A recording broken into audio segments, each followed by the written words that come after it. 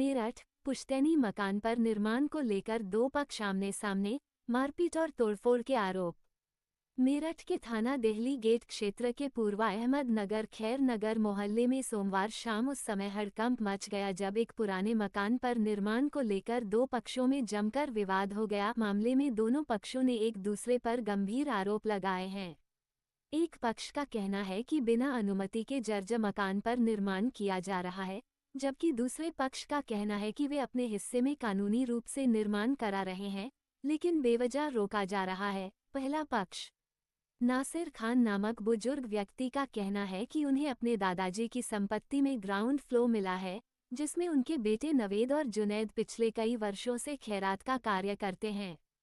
उनका आरोप है कि मकान का पहला और दूसरा तल उनके भाइयों द्वारा करीब 3 साल पहले सरताज नामक व्यक्ति को बेचा गया, जिसने अब तक 2 मंजिलें बनवा ली हैं और अब तीसरी मंजिल का निर्माण करा रहा है। नासिर खान के अनुसार यह मकान लगभग 100 वर्ष पुराना है और अत्यधिक जर्जर अवस्था में है। उनका दावा है कि तीसरी मंजिल बनने से पूरी इमारत के गिरने का खतरा है, जिससे उनके परिवार और मोहल्ले के अन्य लोगों की जान को भी खतरा हो सकता है। विरोध करने पर उनके अनुसार सरताज अपने बेटों और करीब 18-20 अज्ञात युवकों के साथ उनके घर में घुस आया और मारपीट की। उनके बेटे नवेद को लोहे की रॉड से आंख पर मारा गया, जिससे खून बहने लगा। घर में तोड़फोड़ और बाइकों को नुकसान पहुंचाने का भी आरोप लगाया गया है। इस बाबत उन्होंने पुलिस और मेरठ विकास प्राधिकरण से कार्रवाई की मांग की है। दूसरा पक्ष संभावित बयान। वहीं दूसरी ओर सरताज पक्ष का कहना है कि उन्होंने यह मकान पूरी तरह से वैध रूप से खरीदा है और अपने हिस्से में निर्माण कराना उनका अधिकार है। उनका आरोप है कि नासिर खान और उनका परिवार बेवजह निर्माण कार्य में बाधा डाल रहा है और झूठे आरोप लगाकर उन्हें फंसाना चाहता है।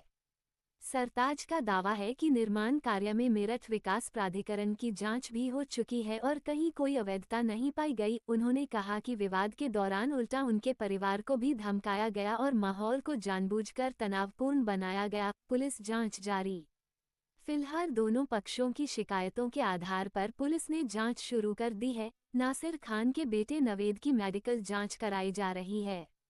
थाना देहली गेट पुलिस का कहना है कि मामले में तथ्यों के आधार पर उचित धाराओं में कार्रवाई की जाएगी।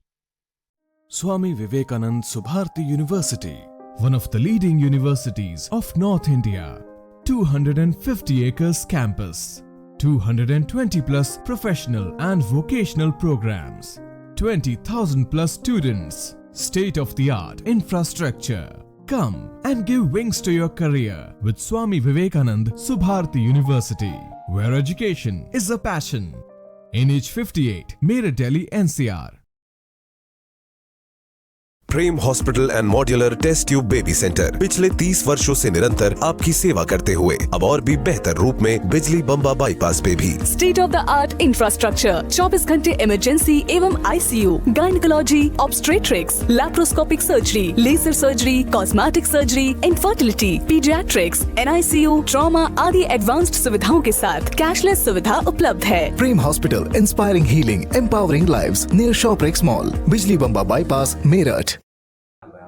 उज़मा। आज क्या हुआ है आपके साथ, किस बात को लेकर विवाद? इस ऊपर जो 100 साल पुरानी बिल्डिंग इमारत है, उसके ऊपर वो जो थे मतलब 4थी मंजिल चढ़ा रहे हैं, तो हम मना कर रहे थे। तो हमने कहा बीच बचाव के लिए हमने कहा चलो कोई बात नहीं। हम सुबह से चुप बैठे थे। अब हम घर में सो रहे थे तो 8-10 लड़के वो लेकर आए, उन्होंने हम पर चढ़ाई करवा दी, हमारी लेडीज़ों को मारा और हमारे जेंट्स घर में नहीं थे। उस बिल्डिंग के अंदर आपका क्या रोल? वो उसमें नीचे हमारे पापा का है, दादा इलाही मकान है और ऊपर उन्होंने वो अभी खरीदा है। तो विवाद जो है कब से हो रहा है, किस बात को लेकर चल रहा है? ये तो काफ़ी दिन से चल रहा है और सुबह से मतलब ये जो है बदतमीजी कर रहे हैं। फिर भी हम चुप होकर घर में बैठे। हमने कहा चलो कोई बात नहीं, निमट जाएगा, कोई बात नहीं, आपस की बात है। फिर भी हमें ये नहीं पता था, उन्होंने 8-10 लड़के घर में बुला रखे हैं और उन्होंने बुला के हम पे घर पे चढ़ाई करवा दी, तोड़ फोड़ करी, गमले वमले तोड़े, बाइक फेंकी, कूलर तोड़ा। बीच में किसकी चोट आई? उसमें मेरे चोट आई है और मेरे हाथ पे लगी है और मेरी मम्मी जो है वो कैंसर की मरीज है, उन्हें धक्का दे दिया गया। बड़े भाई के भी हमारे 2-3 चोटें आई हैं।